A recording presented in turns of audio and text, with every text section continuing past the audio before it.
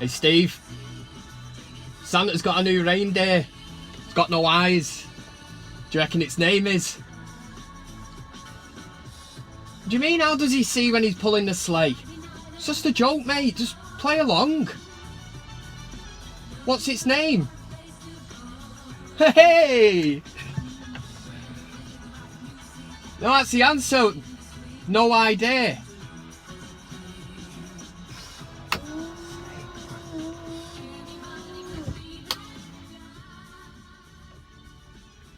Some of the craziest rhymes ever known by man are going into this mic written by this hand. They're going into this mic written by this tongue. I tell you now, my name is Jean. Yeah, man, drop the bomb. Try it again. Rewind. Straight out of Compton. Crazy motherfucker called Kevin. Sounded a lot better, you know, when I thought of that over in my head. Kevin. Not really a gangster name, is it? Doesn't work. Probably ruined the start there, but apologies. I know a lot of people say that the start of these are shit, but that one's for you then. Deal with it.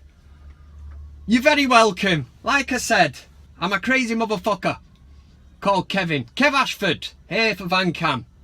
Some people, probably about 4 or 5 of you, have been waiting for this all week. So it's just arrived. So you're very welcome. Good morning, afternoon, evening, wherever you are.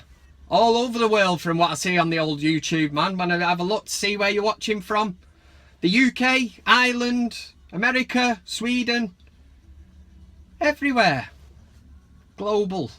But where do I start? Like a Marcus Rojo challenge, let's just jump straight in, two-footed, and let's just get on with it. Tottenham.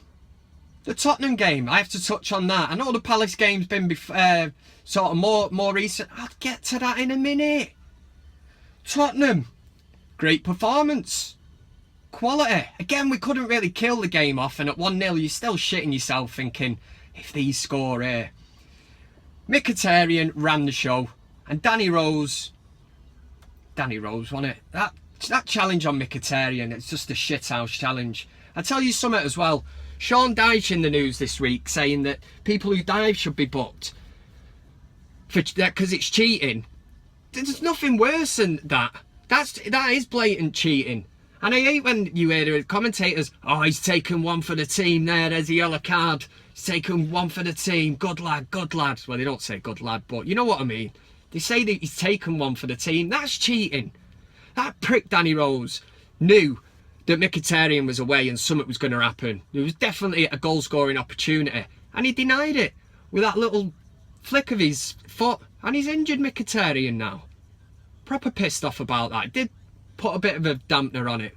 But the other thing, my mate, Fellaini. I'm not slagging him off because he's not played the last 2 games. But a lot of people take to social media in times like this. Fellaini did get booed. Rightly or wrongly so, whatever. He did get booed. But I think it was more to do with the position United were in. We were 1-0 up. And I just think shades of Everton crept in. And a few fans, like me, just do not like the bushy-haired bastard. But they're probably thinking, we're sort of like holding on slightly here. Towards the end of the match, we don't want deja vu kicking in. We don't want this hairy-headed, useless piece of shit coming on and fucking things up again, like he did against Everton and cost us 2 points. So I think a bit of frustration from the crowd. I think they were thinking, Mourinho, you know, come on, sort your kipper out, man. Bring in this bushy-haired clown on again. And Mourinho's defended him, probably rightly so. It's his player, innit? He's got to manage him. But a good result. And then Crystal Palace. Like the old days, wasn't it? But do you know what? We controlled that game. We controlled it from start to finish for me. When we took the lead, yeah, it was handball by Ibra, and he's admitted it. But do you know what? I was laughing me watching it, because when's the last time we had the rub of the green light after a decision that actually went our way? So I'm thinking, yeah. And then Crystal Palace get back into the game. Fair enough, great goal.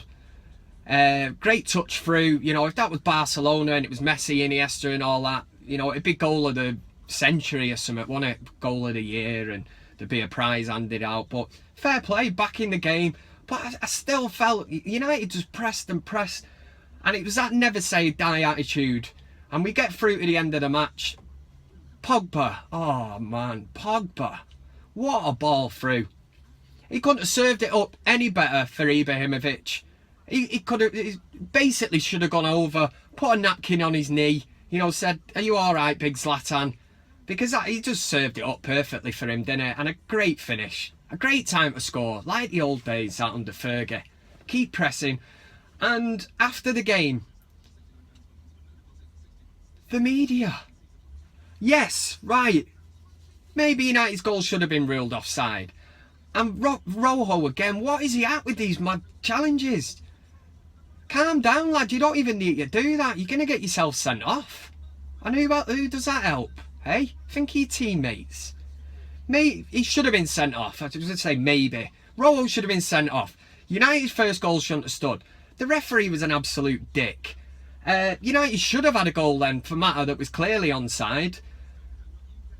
Where do you stop with these decisions? The referee was shit, but we deserved to win that. And the next day, the media, typical ABUs. Anyone but United. Oh, lucky United. Goal shouldn't have stood. No mention of the Mata goal that should have stood. No mention of any of that.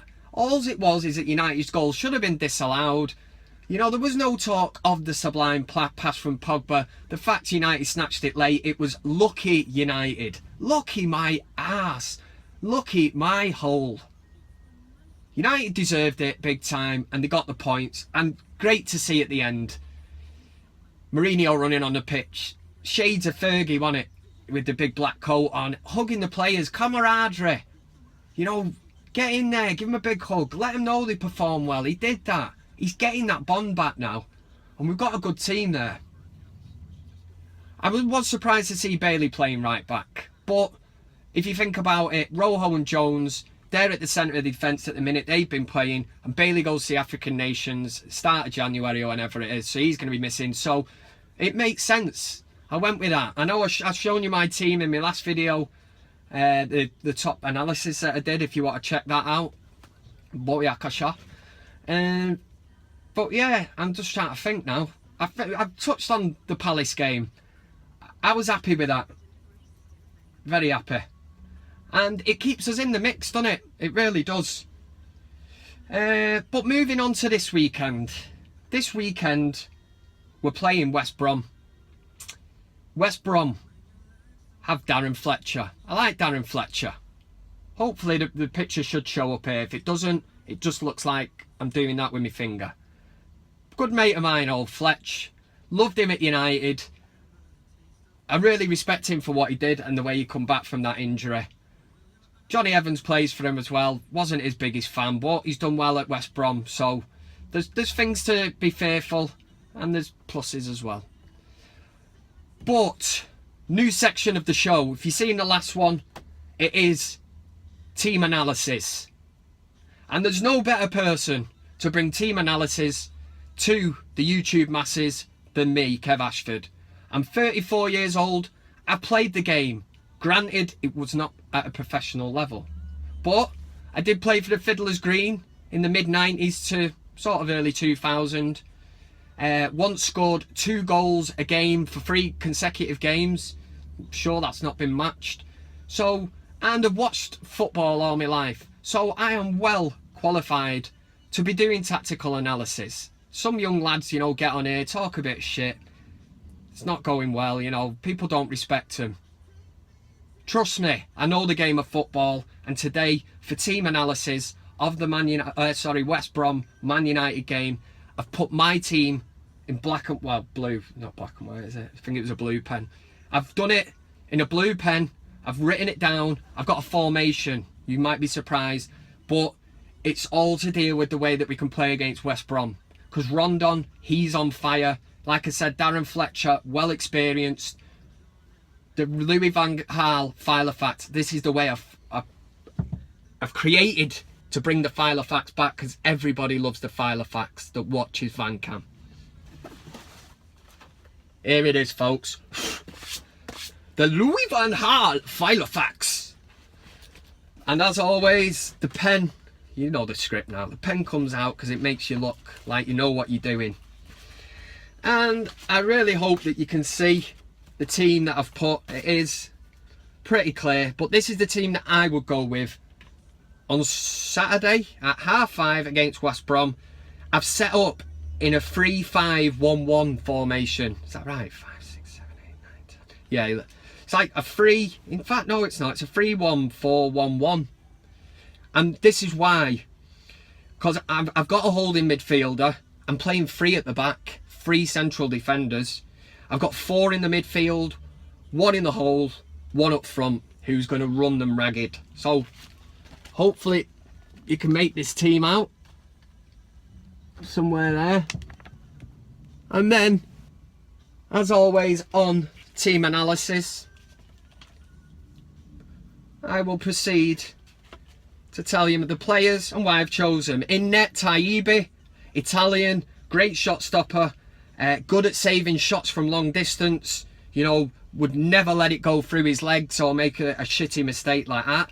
McGibbon, these are the central defenders now that are going to deal with Rondon. McGibbon, William Prunier, what a player, French player, and Mr. Clegg. So that's your back 3. In front of them, Eric Jemba. So good, they named him twice. That's all you need to know about Big Eric. He shares a first name, Eric Cantona, Eric Jemba. Out on the left is Bebe, the new Cristiano Ronaldo. He's going to be tearing it up down the left. I've got a bit of Brazilian flair in the midfield. The samba beat will be going on. It's only Kleberson and Anderson who is my team captain, because Anderson, he's good. I hate that word banter, but he is good banter around the changing rooms, and he's my captain. Out on the right, Gabriel, whatever you call him, Obertan, old Moonhead. He's up the wings. So Bebe, Obertan, up the wings. Come on, get them balls in. And this is the game changer. In the hole, Liam Miller, the new Roy Keane. Whoa, I hear you say, what are you playing him in the hole for? He's a central midfielder, isn't he? He's going in the hole because this is going to be a key area of the game, and Miller will be able to hold the ball up, throw his weight around. Up front, David Bellion, the French wizard, the new Thierry Henry. Look at the new Cristiano Ronaldo. Oh, sorry, Anderson, the new Ronaldinho, the new Roy Keane, and the new Thierry Henry, all in my team to face West Brom on Saturday. What do you think about that? Get commenting. Where's Fellaini? I hear you say. How's he not put Fellaini in? Fellaini, I'm going to have him down for driving the team bus. But he's not capable of it. He'll end up doing something catastrophic. So then I thought he could cut what could he cut? Not the grass. Couldn't trust him to do that. Cut the oranges at half time. Remember that way you cut them up into little bits? But I could not trust him with a knife. So Fellaini, I do have a game plan, and this is where the game plan really kicks in. This is the curveball, the game changer. Fellaini will be a substitute. What he's going to do, I'll send him out, or Mourinho send him out, and have him warming up along the West Brom fans. Now this is going to create pandemonium in the crowd, because the West Brom fans, Fellaini, you bushy-headed bastard, get out the way, I can't see the match. We'll have him running up and down the touchline, star jumps, everyone's in the crowd going, oh, you bushy-headed clown, move out the way, sit down. Don't bring him on. The phone is going, so I'll be back in 1 second. Hello, Paul. Hi, Kevin.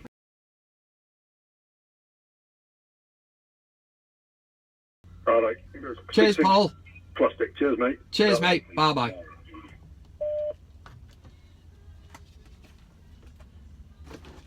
Yeah, Van Cam's back. The phone rang. This is what happens. Yeah. So, yeah, Fellaini will just cause total pandemonium because he's going to be doing the star jumps, pissing the crowd off, they'll get restless. The players, that feeds into the players. Players on the pitch, they'll be, what's going on here? What's going on? You know, and that's where United get home. Bebe, Obertan, this is what's going to happen. If you've seen this last time, you know what's coming. But if you've not, then enjoy, because this is a tactical masterclass.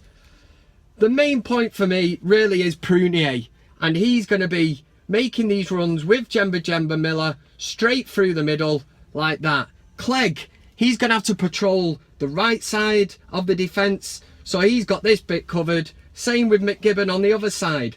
But if Obertan needs support, then Clegg will support him, the old Clegg knot.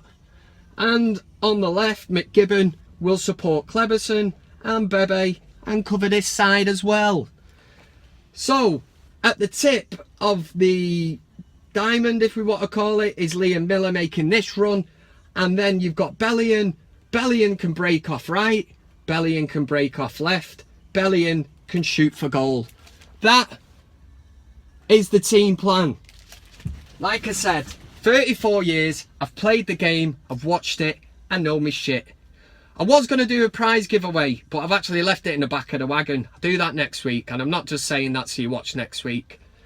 It was a good prize as well. It was something to do with Steve that you would have seen the other week, and I was going to set a bit of a question. So I'll leave that for next week, because I've already ran well over talking pure horseshit. Subscribe, like, share, do what you want. I don't care. There was comments this week. I'm going to do it next week because I'm struggling to fit it all in now. They're going to do the comment section. Somebody sent a great picture over of Steve. They've spotted him in Stoke on a mobility scooter. I will get that one up next week, and I'll give the person who sent me a shout out, because obviously I'm using the phone to record this. West Brom at the weekend. Listen, I hope you enjoyed the analysis. Comment on the video, because that is the main thing. It's the main way that I can communicate with you lot. You need to tell me, do you agree with that team? Who would you put in if not? Like I said the other day, don't just say the team is wank. Back it up with an argument, please. Gary Neville is on Sky Sports Sunday Supplement Monday. That should be good banter.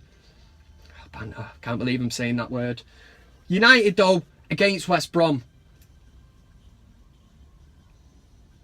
Enjoy yourself. I've got a bombshell here actually. Van Cam might not be back until the start of January. I know, women, grown women crying, cats howling, dogs or whatever. It might not return for the simple reason that on Monday I'm off to Bala in Wales for a week. So this bad boy gets parked up, and that is basically me done for Christmas. I might work something out, I don't know yet. I might be out of work, some kind of video in, but it might involve me doing it in the car. I know somebody else does a thing in the car, so I don't want to seem as if I'm copying. And I know that James Corden's got rights to it as well. So I'll see. Maybe have a bit of a chat with them, see if they're all right with it. If you don't want it, that's fine. I will see you in the new year. But if I don't see you before then, have a great Christmas. Drink responsibly, in moderation, and respect the people around you. United against West Brom. You enjoy yourselves because you deserve it. You really do. Let me know what you think about the video. Liking it means a lot to me. And comment, because it's the only way that I can communicate with you, like I said. And now I'm starting to regurgitate, is that even a word? Exactly what I just said before. So that is definitely time to go now. So I'll leave you with this. Enjoy yourselves. Merry Christmas. I might be back. I'll keep you in the loop anyway in the comments. Merry Christmas and come on United! Let's do this! It started with a kiss. Never thought it would come to this.